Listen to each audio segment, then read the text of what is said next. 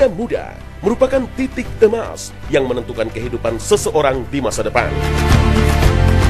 Jika diisi dengan hal yang bermanfaat, maka ia akan menuai hasil yang baik di hari tua.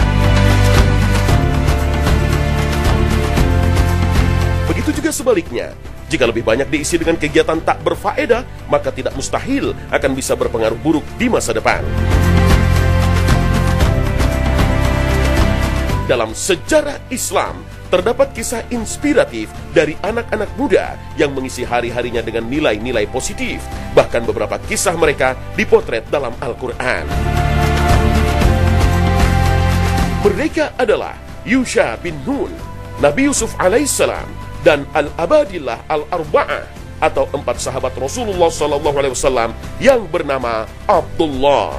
Ketika kita membaca Al-Quranul Karim, kita akan menjumpai bahwa ternyata Al-Quran ketika memotret generasi muda ternyata dengan potret-potret yang positif. Dan ini penting untuk disampaikan karena kalau kita selalu berpikir negatif tentang generasi muda kita, umpamanya kalau orang tua berpikir negatif tentang anak-anaknya yang sedang menginjak usia remaja, atau para guru berpikir negatif tentang generasi mudanya, atau bahkan negara ini berpikir negatif tentang generasi mudanya, maka setiap berjumpa mereka yang terpola adalah bahwa mereka negatif. Tapi indahnya ketika kita memandang mereka dengan cara pandang Al-Quranul Karim. Al-Quranul Karim melihat tentang generasi muda yang luar biasa. Lihatlah bagaimana Al-Quran setiap bicara generasi muda adalah bicara tentang hal yang sangat positif. Mari kita lihat beberapa contohnya. Al-Quran mengungkap banyak dengan kata fata. Fata di dalam bahasa Arab, dia adalah sebuah usia yang masih sangat belia, muda yang sangat belia.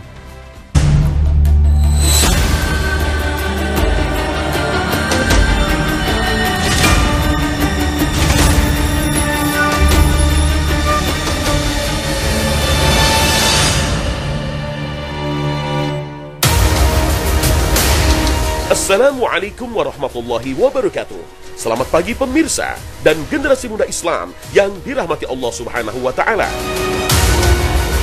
Pagi ini, Khalifah kembali menghadirkan kepada Anda kisah dan hikmah kehidupan yang terangkum dalam Kekayaan Sejarah Islam. Kisah pertama datang dari pemuda yang mengisi masa mudanya dengan bergaul bersama orang-orang saleh. Hal ini memberi pengaruh besar di masa depannya kelak, yakni berhasil membawa Bani Israel masuk ke tanah Palestina. Siapakah dia? Berikut kisah lengkapnya.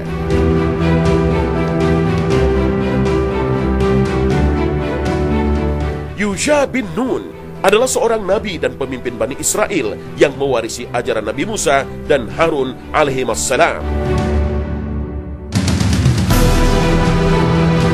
Sebagai seorang murid dari kedua nabi tersebut, ia mencetak prestasi yang belum sempat dicapai kedua gurunya, yakni menaklukkan Palestina. Karena Nabi Musa dan Nabi Harun oleh Allah diwafatkan di saat Allah menghukum masyarakat Bani Israel di dunia di ketersesatan selama 40 tahun. Sejarah menyebutkan bahwa meninggalnya Musa dan Harun di sana. Nah kemudian pada waktu itu sudah Allah perintahkan Bani Israel untuk memasuki negeri Palestina. Udkhulul ardul muqaddasata allati kataballahu lakum. Masuklah ke negeri suci yang telah Allah catatkan untuk kalian. Dan ternyata mereka tidak mau, akhirnya Allah hukum dengan tersesat selama 40 tahun.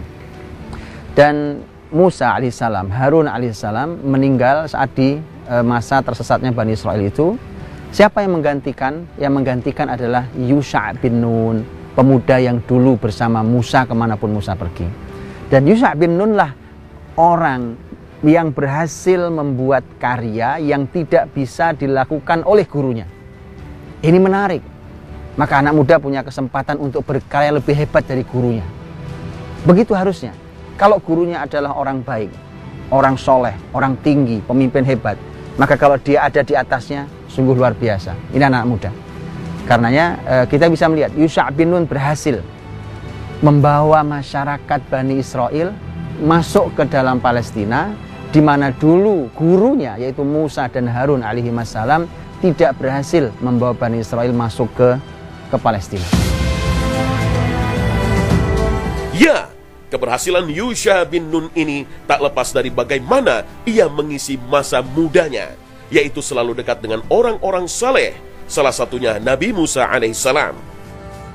Bahkan kisahnya bersama Nabi Musa alaihissalam diabadikan dalam Al-Quran, yakni surat Al-Kahfi ayat 60-65. وَإِذْ قَالَ مُوسَى لِفَتَاهُ لَا أَبْرَحُ حَتَّى أَبْلُغَ مَجْمَعَ الْبَحْرَيْنِ أَوْ أَمْضِيَ حُقُبًا فَلَمَّا بَلَغَا مَجْمَعَ بَيْنِهِمَا نَسِيَا حُوتَهُمَا فَاتَّخَذَ سَبِيلَهُ فِي الْبَحْرِ سَرَبًا فَلَمَّا جَاوَزَا قَالَ لِفَتَاهُ آتِنَا غَدَاءَنَا لَقَدْ لَقِينَا مِنْ سَفَرِنَا هَذَا نَصَبًا قَالَ أَرَأَيْتَ إِذْ أَوَيْنَا إِلَى الصَّخْرَةِ فَإِنِّي نَسِيتُ الْحُوتَ وَمَا أَنْسَانِيهُ إِلَّا الشَّيْطَانُ أَنْ أَذْكُرَهُ وَاتَّخَذَ سَبِيلَهُ فِي الْبَحْرِ عَجَبًا قَالَ ذَلِكَ مَا كُنَّا نَبْغِ فَارْتَدَّا عَلَى آثَارِهِمَا قَصَصًا فَوَجَدَا عَبْدًا مِّنْ عِبَادِنَا آتَيْنَاهُ رَحْمَةً مِّنْ عِندِنَا وَعَلَّمْنَاهُ مِن لَّدُنَّا عِلْمًا.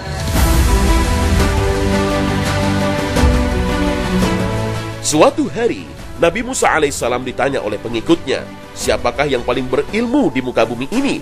Lalu Nabi Musa alaihissalam menjawab bahwa tidak ada yang lebih berilmu di muka bumi ini selain dirinya. Atas jawaban Musa alaihissalam, Allah menegur dan mengatakan pada Musa bahwa ada yang lebih berilmu dari dirinya, yakni Nabi Khidir alaihissalam. Atas jawaban tersebut, Nabi Musa memohon ampun kepada Allah Subhanahu wa Ta'ala. Lalu Allah Subhanahu wa Ta'ala memerintahkan kepadanya untuk berguru kepada Nabi Khidir alaihissalam. Maka berangkatlah Nabi Musa untuk menemui Nabi Khidir alaihissalam. Ia tidak sendiri. Dalam perjalanannya, Nabi Musa ditemani oleh Yusha bin Nun. Di dalam tafsir disebutkan bahwa ketika diperintahkan Allah untuk pergi kepada hamba yang soleh, yang disebutkan oleh banyak ahli tafsir adalah Nabiullah Khidir alaihissalam. Kemudian beliau berangkat untuk menemui Nabi yang soleh itu. Kemudian untuk perintahkan untuk belajar. Saat itu Musa perginya tidak sendiri, tapi ditemani oleh anak muda.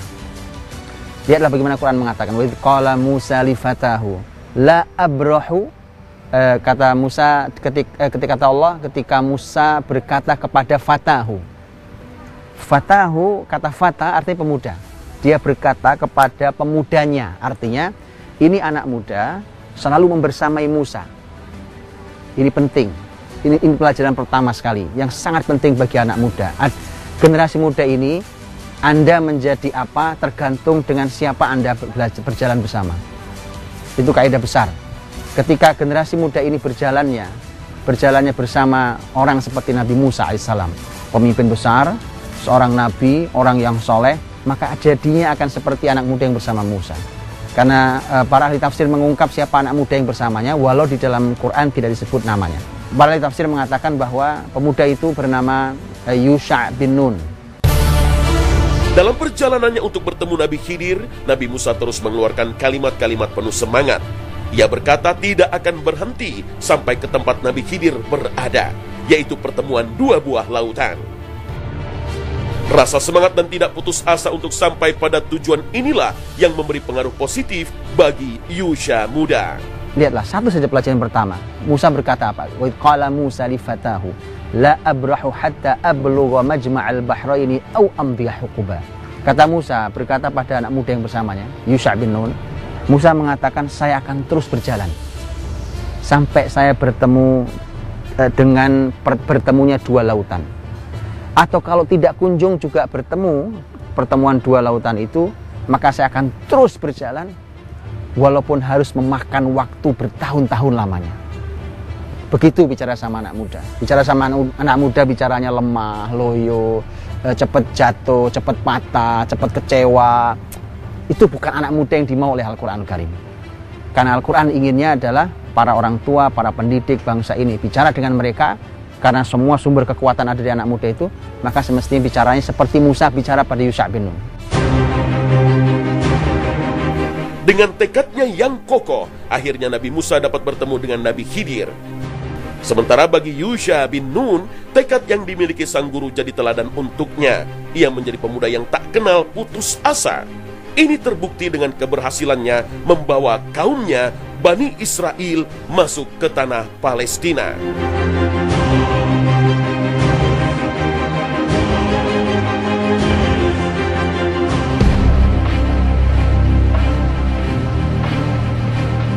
Bicara tentang Nabi Yusuf alaihissalam berarti bicara tentang kisah seorang pemuda yang mampu menjaga kesucian diri.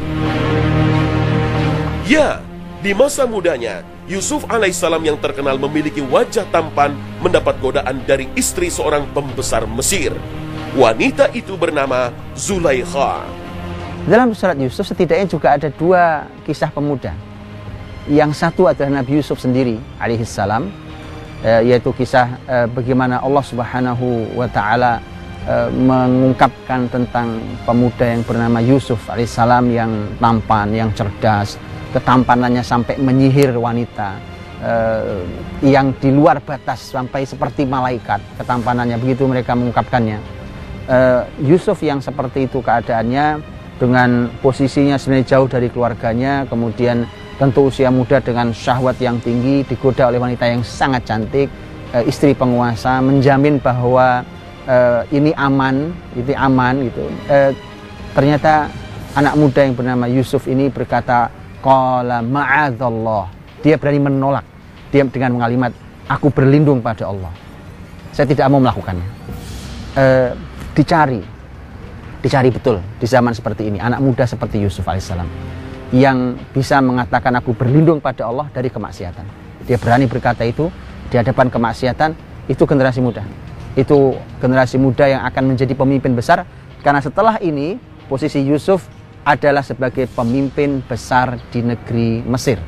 Kisah pemuda yang kedua yang disebutkan dalam surat Yusuf adalah kisah ketika Allah Subhanahu wa Ta'ala mengisahkan ketika Yusuf di penjara, bukan karena Yusuf bersalah, tetapi karena Yusuf harus menanggung itu untuk menutupi aibnya pemimpin. Ya, Yusuf alaihissalam berdoa meminta perlindungan Allah Subhanahu wa Ta'ala agar terhindar dari perbuatan maksiat yang menggodanya. Lalu Yusuf alaihissalam lari untuk menyelamatkan diri dari Zulaikha.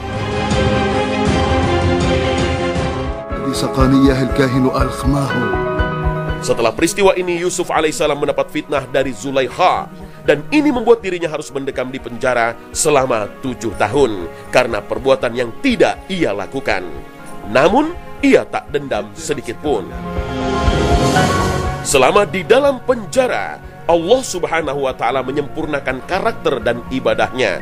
Masa depan yang baik pun sudah menunggu Nabi Yusuf alaihissalam, karena ia akan menjadi seorang menteri di negara Mesir. Dari kisah ini kita bisa belajar, begitulah seharusnya generasi muda, syarat akan nilai-nilai positif, salah satunya mampu menjaga kesucian diri. Ya, nilai-nilai positiflah yang juga ingin dihadirkan Allah Subhanahu wa Ta'ala dalam Al-Quran, seperti kisah dua pemuda yang bertemu Nabi Yusuf di dalam penjara. Maka kemudian Allah berfirman, wa dakhala ma'ahu sijna fatayan. Ada fatayan, ada fata, yaitu ada dua anak muda yang masuk penjara bersama Yusuf. Kenapa? Karena dua anak muda yang masuk penjara ini, para ahli tafsir mengatakan bahwa ini terjadi bahwa sang raja itu terkena racun dari makanan atau dari minuman. Maka dua orang anak muda ini, yang satu adalah yang biasa menyuguhi makanan raja, yang satu yang biasa menyuguhi minuman raja. Tidak diketahui siapa yang membubuhkan racun dari dua anak muda ini. Maka sementara masalah sedang ditangani oleh ahlinya, maka mereka dua-duanya dipenjara. Artinya salah satunya memang meracun raja, yang satu orang anak muda yang baik yang tidak meracun raja. Makanya nanti akhir kisahnya adalah yang satu dihukum mati dan yang satu selamat. Lihatlah bagaimana kisah anak muda. Yang satu negatif, maka Allah SWT cara bertuturnya dikumpulkan dengan generasi muda yang positif. Sebagaimana Quran berpikir, mari begitulah cara kita berpikir. Karena kalau belum menggunakan cara fikir Qurani, maka kita tidak menghasilkan pikiran-pikiran yang baik, yang membangun. Generasi muda ini harus kita pandang dengan cara pandang yang positif. Jangan selalu curiga, jangan selalu negatif, wahai orang tua, terhadap generasi muda. Karena kalau itu yang terjadi, maka semua kebijakan kita nanti semuanya berdasarkan hal-hal yang negatif. Pemirsa Khalifah, berpegang teguh terhadap Al-Quran dan Sunnah serta tak lelah menimba ilmu merupakan bekal yang patut dimiliki anak muda, sehingga kelak ia dapat menjadi tumpuan sumber ilmu pengetahuan di dalam masyarakat. Sejarah Islam mencatat, setelah Rasulullah wafat, terdapat 4 pemuda bernama Abdullah yang menjadi sumber ilmu pengetahuan pada masa itu. Siapakah mereka? Al-Abadillah Al-Arba'ah, atau yang berarti 4 Abdullah, merupakan 4 pemuda di zaman Nabi yang bernama Abdullah. Mereka terdiri dari Abdullah bin Amr bin As, Abdullah bin Abbas, Abdullah bin Umar, dan Abdullah bin Zubair. Keempatnya merupakan anak dari para pejuang agama Islam sekaligus sahabat Rasulullah Sallallahu Alaihi Wasallam.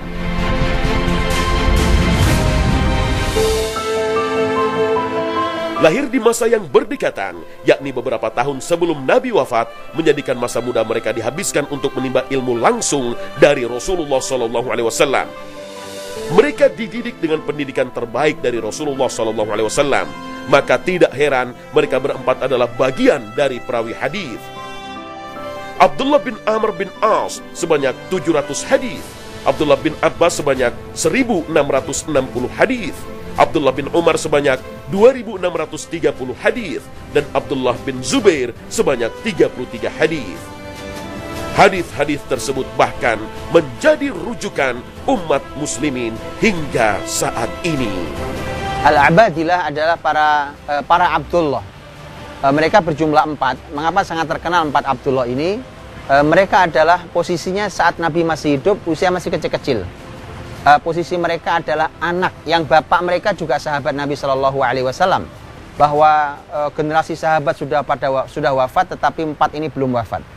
Sehingga saat itu, ketika mereka sudah hidup di generasi setelahnya, maka mereka menjadi pusat ilmu fatwa dan riwayat. Ketika mereka mengeluarkan fatwa, maka masyarakat saat itu menjadikan sebagai pegangan sangat kuat karenanya mereka mengatakan ini pendapat Abadillah. Abadillah yang 4 itu, satu adalah Abdullah bin Umar radhiyallahu anhuma, yaitu putranya Umar bin Khattab radhiyallahu anhuma. Yang kedua adalah Abdullah bin Zubair radhiyallahu anhuma, yaitu putranya Zubair bin Awam radhiyallahu anhu. Kemudian ada Abdullah bin Amr bin As radhiyallahu anhuma, yaitu putranya Amr bin As radhiyallahu anhu. Dan yang keempat adalah Abdullah bin Abbas radhiyallahu anhuma, yaitu yang merupakan putranya Abbas bin Abdul Muttalib. Ini adalah para sahabat yang masih kecil-kecil waktu Nabi masih hidup, ketika mereka belajar kepada Nabi Shallallahu Alaihi Wasallam. Dan mereka bukan saja merupakan orang-orang yang menjadi puncak ilmu, bahkan mereka nantinya juga menjadi tokoh-tokoh besar bahkan di pemerintahan. Mendidik generasi muda ini adalah tugas kita bersama. Usia muda adalah usia istimewa yang oleh Allah Subhanahu wa Ta'ala, usia ini disebut sebagai usia kekuatan di antara 2 kelemahan. Di mana Allah Subhanahu wa Ta'ala berfirman, Allahul ladzi khalaqakum min dha'fin thumma ja'ala min ba'di dha'fin quwwah thumma ja'ala min ba'di quwwatin dha'fa wa syaibah. Allah Subhanahu wa Ta'ala yang menciptakan kalian dari usia yang lemah, itu masih bayi, waktu lemah. Setelah lemah Allah jadikan kalian kuat, yaitu usia mudanya. Dan setelah kuat Allah jadikan kalian kembali lemah dan beruban, yaitu usia tua. Maka usia muda adalah sebuah kekuatan di antara 2 kelemahan. Kemarin masih bayi, tidak punya kekuatan, maka kalau sekarang sedang muda, maka manfaatkan, karena tidak lama lagi dia berlalu dan masuki usia senja yang juga kembali lemah. Maka jangan pernah menyia-nyiakan itu. Dan karena Nabi SAW mengingatkan kepada kita, Ightanim khamsan qabla khamsin, jagalah, manfaatkanlah yang 5 sebelum yang 5. Dan salah satunya adalah syababaka qabla haromik, masa mudamu sebelum masa tuamu. Semoga Allah SWT menjaga generasi muda kita, dan semoga ini menjadi bekal untuk kita bahwa pandang positif terhadap anak muda kita, karena itu adalah cara pandang Quran, dan didik mereka dengan cara Rasul mendidik para sahabatnya. Semoga lahir generasi-generasi muda seperti Abdullah bin Abbas, Abdullah bin Umar, Anas bin Malik, Abu Sa'id al-Khudri, Jabir bin Abdullah, Aisyah radhiyallahu anha, Fatimah radhiyallahu anha, dan seterusnya. Mereka adalah kumpulan generasi yang menopang peradaban ini, persis seperti kalimat Hashim Ar-Rifai ketika di antara kalimatnya dia mengatakan tura hal yarji'ul madhi fa inni muqirru adhu bidzalikal madhi hanina banina hikbatan fil ardi mulka yuda'imhu syababun tamihuna syababun dhallalu subulal ma'ali wa ma arafu siwal islami dina. Hashim Rifai mengatakan bahwa apakah masa lalu yang istimewa itu akan kembali lagi? Sungguh aku larut pada masa lalu yang luar biasa itu. Kita pernah membangun sebuah kerajaan yang besar, kekuasaan yang besar, yang ditopang oleh generasi muda yang penuh dengan keinginan yang tinggi. Mereka adalah para pemuda yang menaklukkan semua kesulitan, dan mereka tidak kenal kecuali hanya Islam saja agama mereka. Wallahu ta'ala a'lam bishawab. Assalamualaikum warahmatullahi wabarakatuh.